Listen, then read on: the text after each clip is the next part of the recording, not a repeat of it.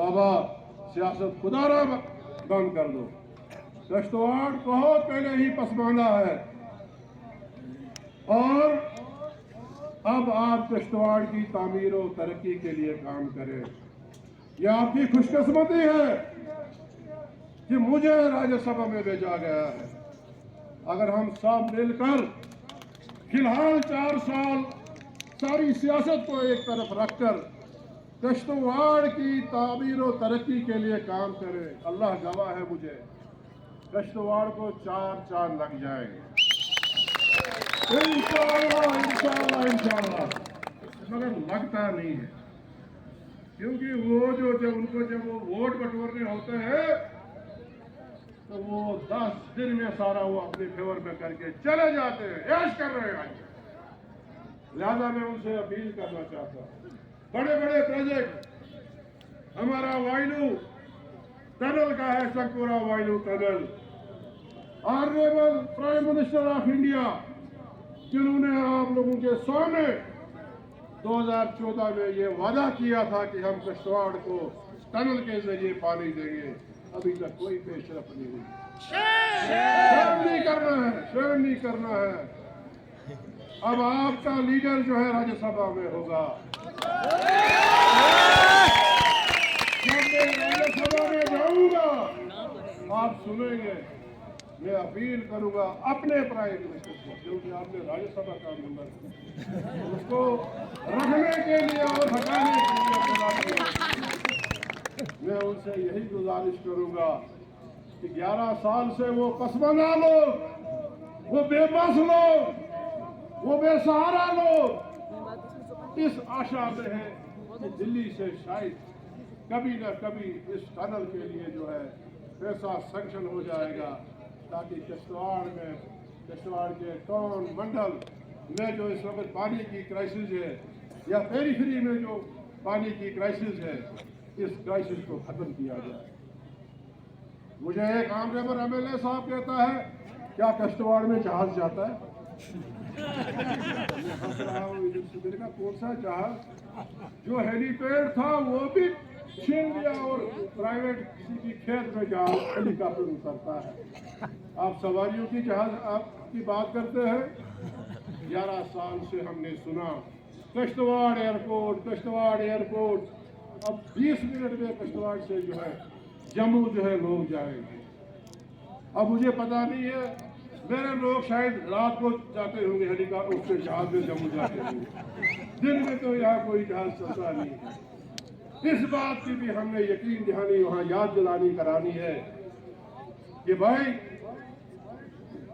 आपने तो बड़ा कुछ कहा था, यहाँ एयरपोर्ट देंगे, पैरामिलिट्री में मुझे याद है ऑनरेबल उस वक्त के होम मिनिस्टर, उन्होंने कहा था कि जो दूर दराज के इलाके हैं, पाडर है, बड़वा है, वड़वन है, दक्षिण है, ये छात्रों है, ये यहाँ के बच्चे जो है वो मुकाबला नहीं कर सकते हैं शहरी बच्चों से। लिहाजा हम यहाँ बीएसएफ, आईटीबीपी, सीआरपी इन तमाम महकमों में जो है अनसपाट भर्ती करेंगे। मुझे लगता है कि रात के अंधेरे में वो भी भर्ती आपके गाँव में होती होगी। ये वादा भी हमने वहाँ डॉक्टर जितेंद्र सिंह जो हमारे ऑनरेबल एमपी है, उन्होंने तो हमको जोड़ दिया रेल के साथ। आज रेल जाती है यहाँ, रात को जाती है कश्मीर को। याद होगा आपको 14 के इलेक्शन में भी और 24 के इलेक्शन में भी कहा था। मेरे पास बहुत कुछ है याद दिलाने के लिए, और मैं आपको यकीन दिलाना चाहता हूँ, जब इंसान किसी जायज डिमांड के लिए बार बार जो है किसी मिनिस्टर, प्राइम मिनिस्टर के पास जाता है, एक ना एक वक्त आता है वो मसला जो है जरूर हल हो जाता है। फिलहाल मैं आपका राज्यसभा का मेंबर बना हूँ, इसके लिए दिल की अमी की गहराइयों से फिर एक दफ़ा शुक्रिया भी आप लोगों का, आपकी दुआओं का असर, आपको मुबारक भी हो। अब मेरा एमपी लैंड फंड जो है वो भी आप गिनना शुरू कर देंगे। पुराना जमाना था, हम कहते थे गाँव देहात में हम गरीब वर्कर को कुछ थोड़ा बहुत वो भी इन लोगों ने बंद कर दिया। अब अगर 10,000 का काम भी है उसके भी टेंडर निकल रहे। वाह, क्या सरकार है, क्या सरकार है। जाएगा कहाँ ये, नरेगा भी खत्म, सब कुछ खत्म, बनेगा क्या। लिहाजा ये इतने बड़े पावर प्रोजेक्ट, बाबा इतना सा डोलसी पावर प्रोजेक्ट था, इतना सा 390 मेगावाट का, जिस डोलसी पावर प्रोजेक्ट ने पूरे कश्तवाड़ की काया पलट दी थी।